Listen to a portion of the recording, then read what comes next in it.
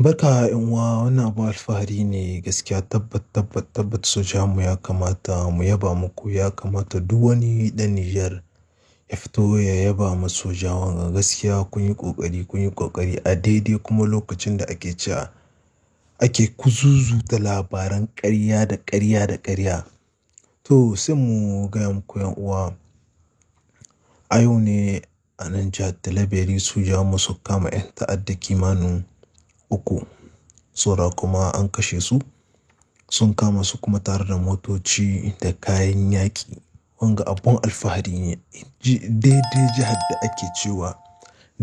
da ake cewa an wani yanki an kwace yana ga hannun 'yan ta'adda. Wannan abu alfahari ne. Vive le CNSP kuma mu ce vive le Niger. Gaskiya Niger Allah ƙara kare mana ƙasarmu Niger, Allah ya bar mana Nigeranmu.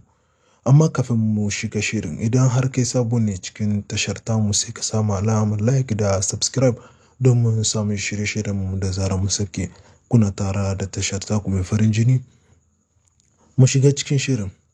A nan jihar Talabiri an kama kimanin 'yan ta'adda uku da kuma kayan yaƙi da wasu muggan kayayyaki.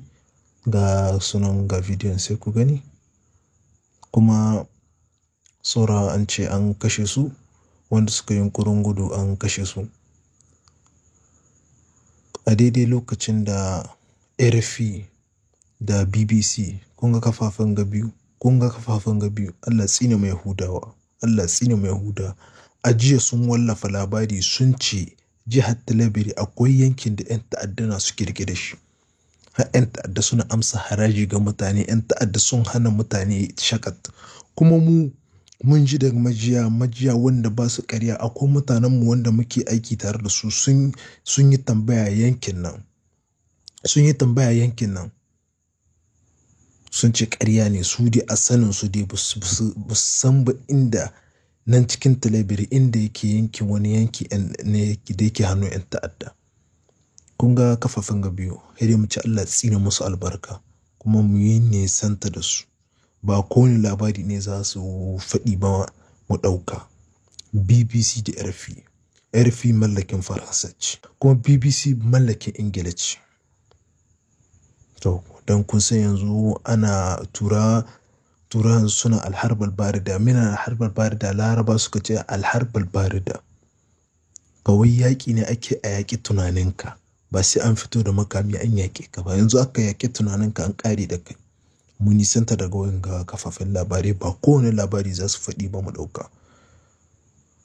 Wala 'yan uwa mun alfahari ne ga sojawanmu. Sojawanmu Allah ƙara kare su a hilin daga, Allah ba su abin da suke nema. Wanda suka rasu Allah ji kansu. Za mu yi amfani da wanga lokaci na mu mika ta'aziyya ga 'yan uwanmu wanda ambaliya ya ritsa da su, saura suka rasu. To Allah ji kan wanda suka rasu, wanda ba su rasu ba Allah ya mai musu da alheri, kuma Allah sa su ci jarabawa a nan jihar Difa. Kun san ambaliya ruwa ya shafi nan jihar nan cikin wanga sati. Kuma akwai labarin da nake so in tsokato muku dangance da ziyarar da 'yan ƙasar Azerbaijan suka ka a nan jamhuriyar Nijar cikin wanga sati. A yau an yi kwana uku.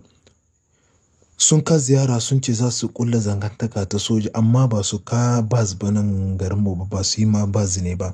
Sun ce za su kulla alaka ta soja domin a rika musanyen bayanai tsakaninmu da su, kuma domin su koya mu sojawanmu training, su ɗauki dubarar da ba mu da, mu ɗauki dubarar da ba sojawanmu ba su da. Haka aka kulla alaka. To sai mu ci Allah sa alaka mai albarka, Allah sa a ci amfanin ƙasashen duka su ci amfanin junansu.